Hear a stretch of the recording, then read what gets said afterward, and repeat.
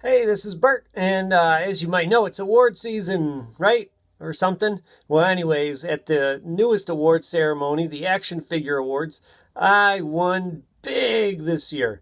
I'm going to go over all these and more in my newest video today on No Skill Customs.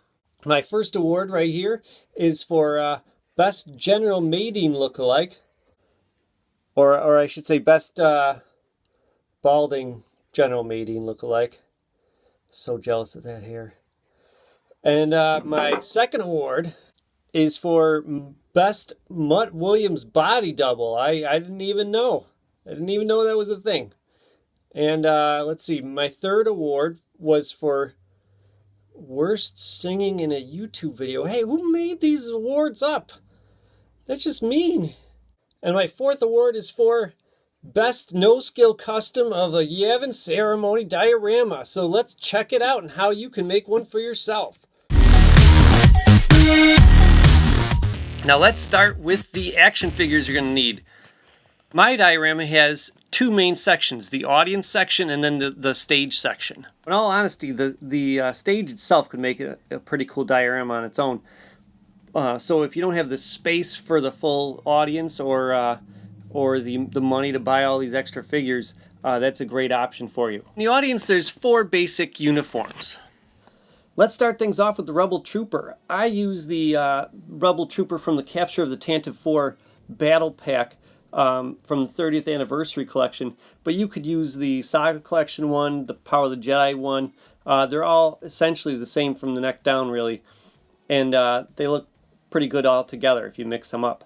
I use those just because it doesn't matter in a scene like this whether they have a lot of articulation or not. So I'm not going to go and buy the Vintage Collection Rebel Fleet Trooper in mass quantities, because that's become like a $30-$40 figure depending on which version you're buying.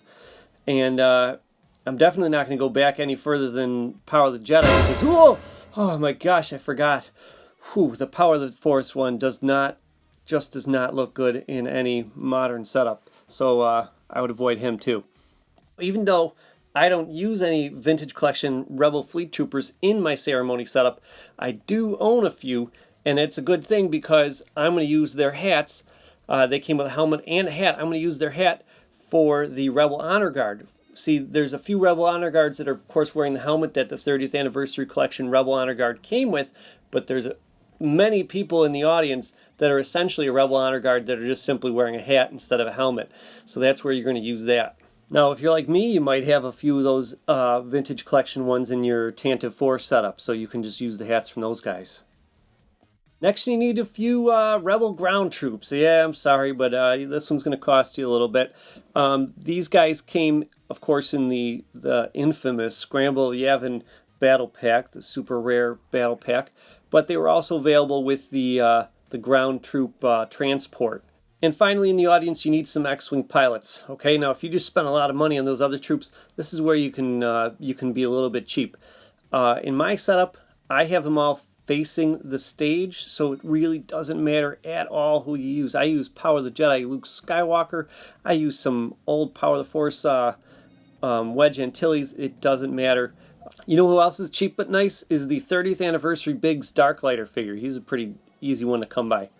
Next, let's take a look at the characters that are on the stage. First, I have 6 Rebel Honor Guards from the 30th Anniversary Collection, just as they come with their helmet and their staff. In the movie, there's actually 10 of these Honor Guards. So, StarWars.com actually has a great picture that breaks down all the names of the remaining people on the stage. There's 18 of them in total. And for numbers 1, 3, 7, 13, 15, and 18, you see that you could just use the Rebel Honor Guard with the hat from the Vintage Collection Rebel Tantive 4 Trooper, just like the Rebels that we saw in the audience. Now, those of you who are really particular about things, you might notice there's some slight variations in the movie. Some of the characters have black buttons, some have silver. There's a lot of variations, maybe even pant color differences, but essentially the Rebel Honor Guard with the Vintage Collection hat works pretty nicely. Now, if you're like me and you don't like having that same face on all those guys, you could do some simple head swaps. Tycho Selchu from the 30th Anniversary Collection, that A-Wing pilot guy, He swaps heads pretty nicely. I've also found that the 30th anniversary Jedi Knight Luke with the blasted hand, he swaps heads pretty nicely, but you might want to paint his hair so that he doesn't look so much like Luke Skywalker. And I used a Biggs Darklighter from the Pilot Evolution set and painted his hair, and he actually looks a lot like Captain Mort's world, number 18 in the picture. Also in green is Colonel Ange Zavor, and for him I used Colonel Dovchenko from the Indiana Jones Kingdom of the Crystal Skull line. I'm not exactly done with this figure, but it did take a lot of modifying to make him. But he does have a distinctly different outfit than the rest of the green shirted rebels on the stage. Spot number 2 is another ground crew guy, as if you hadn't spent enough already on them. Also on the stage, of course, is General Jan Dodonna, and he was a Saga Collection figure. There are 3 other characters wearing essentially the same outfit. One has slightly different pants and boots, but essentially the same outfit. But they are not as simple of a head swap. You have to actually boil the Jan Dodonna figure and pop off his head and do the same to other figures if you want to pop their heads onto his. I have no idea whose head I used for Commander Bob Hutzel here. It was just some random head that was floating around. I know I had to sculpt the mustache and the hair onto it though. I also added a little bit of air dry clay to his body just to match the physique a little bit better too. For these other 2 characters, Commander Evrim Lejay and Commander Pashna Starkiller, I used Lobot from the original trilogy collection and just some random military guy. I did have to sculpt for Lobot. I had to sculpt some ears and hair on there because you know he doesn't have them. And the same thing with the military guy. I had to sculpt some hair to make his head match Pashna Starkiller better. And that brings us to our heroes. For C-3PO, as always, I use the Saga Ewok Throne C-3PO, or one of its many re-releases. For R2-D2, Force Link R2-D2 does a nice job. He's nice and clean, just like he's supposed to be at the ceremony. For Luke, it's got to be Vintage Collection number 151, one of the finest Vintage Collection figures there is. For Leia, Vintage Collection 164 is pretty nice. Slight upgrade to the Black Series one, although, you know, that's a matter of opinion, whether you like the photoreal version of her or not. For Chewbacca, I use Vintage Collection number 141 because I like that he's kind of roaring like he does right at the very end of the movie. But if you want him with his mouth closed, you could use the early bird Chewbacca. For Han Solo, the logical conclusion would be to use Vintage Collection number 42, but that's actually been keeping me up at night because it's so inaccurate. Basically, his shirt sleeves are the wrong length and his collar should be buttoned together. So I made my own using the torso and upper arms of 30th anniversary Lando Calrissian, using the head from the Legacy Collection Han Solo with Stormtrooper armor, using the lower arms of Han Solo from the Saga Collection or the Pit of Carcoon set, and the legs from Han Solo as a pilot from the 30th anniversary collection. That wraps up all the figures. Now let's take a look at how I made this diorama. First, I set up a sheet of styrofoam. That's going to be my main base. That way I can use my technique of using cut wire in the foothole pegs of all the figures to stab into that styrofoam and keep them standing. Then I used just a blank white sheet of paper in the backdrop with a desk lamp behind it. Make sure you're never leaving that unattended. And make sure you have a low wattage light bulb in there, but it makes for a bright light behind them, just like in the movie. Then I found a tech deck platform that I really love. It's almost the exact same width as 2 tech deck sets of stairs, which I'll show you in a minute. I use that. If you don't have that, maybe find some more styrofoam and stack it. For the sides, I didn't find a nice platform by tech deck to use for the sides, so I used styrofoam for each of the sides. And what I did was I wrapped the styrofoam with a cereal box. I literally cut it top to bottom in half from on the front and the back. And then I just flipped it inside out and taped it to make the end caps. Now, if it really bugs you that there's that folded flap that's kind of facing the viewer, what you can do is just take another scrap of cereal box cardboard and glue it over top, and that'll cover it up. For me, it didn't bug me that much because I knew that my figures are going to be covering up. Then there's the stairs. Tech Deck has made a lot of different stairs over the years, so you just want to make sure that if you buy 2 sets of steps that they match in terms of height and the number of steps and width. Some of these steps are only 5.5 inches wide. Some of them are about 6 inches wide.